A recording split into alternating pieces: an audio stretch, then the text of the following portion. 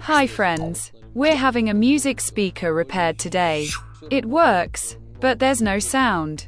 The customer said the speaker got a little water on it, which is likely why it stopped working. The speaker connects via Bluetooth and all the functions work, but there's no sound.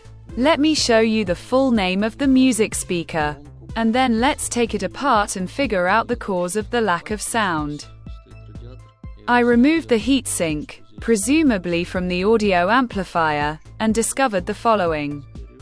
Several pins have simply burned off, and the microcircuit is clearly damaged. Now I need to clean the microcircuit and order a replacement. Now I need to remember where the key is on this chip and remove it to replace it with a new one.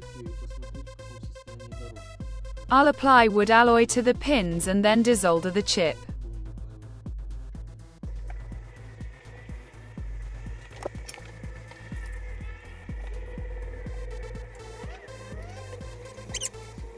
Now I will use a hairdryer to desolder the microcircuit.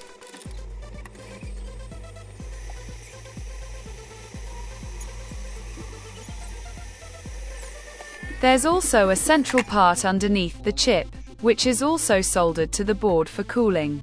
I'll desolder the remaining part using a soldering iron.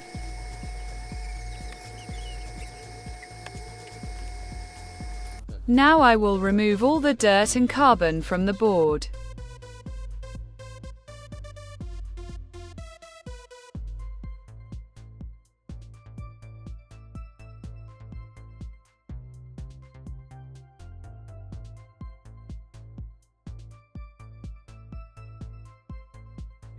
I've soldered the chip and haven't installed the heatsink yet to test the speaker's operation. Now let's test the left channel. Bluetooth mode. As you can see, sound has appeared and power consumption is 330 milliamps. Bluetooth mode.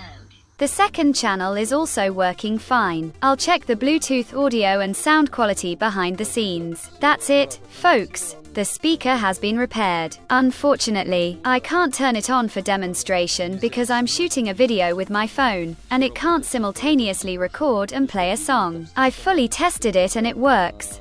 It turns out water isn't the culprit, as there was no water spill on the board. The problem is most likely related to overheating of the microcircuit. As you can see, the heatsink on this microcircuit is very small and simply can't handle proper heat dissipation. I recommend only running the speaker at 80% load, as this problem may reoccur.